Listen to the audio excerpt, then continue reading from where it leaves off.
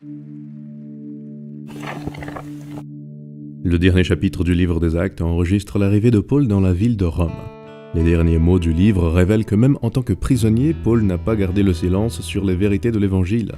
Le texte dit « Paul demeura 2 ans entiers dans une maison qu'il avait louée. Il recevait tous ceux qui venaient le voir, prêchant le royaume de Dieu et enseignant ce qui concerne le Seigneur Jésus-Christ en toute liberté et sans obstacle. » Luc a décidé de ne pas écrire les détails de la mort de son ami Paul. En fait, peu d'informations existent sur son exécution.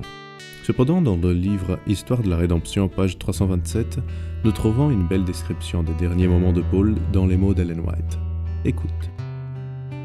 Paul fut conduit secrètement sur le lieu de son exécution.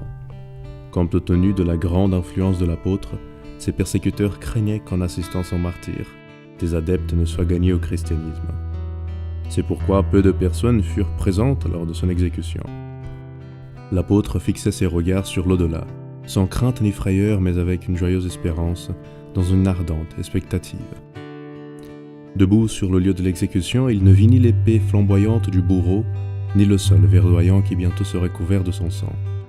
Il leva les yeux vers le ciel bleu de ce jour d'été à travers lequel il contemplait le trône de l'Éternel. Ses pensées et ses espoirs furent fixés sur le second avènement du Christ, lorsque l'épée du bourreau tombe et que l'ombre de la mort enveloppe le martyr. Sa dernière pensée s'élève vers le dispensateur de la vie, comme au jour du grand réveil quand il sera introduit dans la joie éternelle, avec tous les rachetés.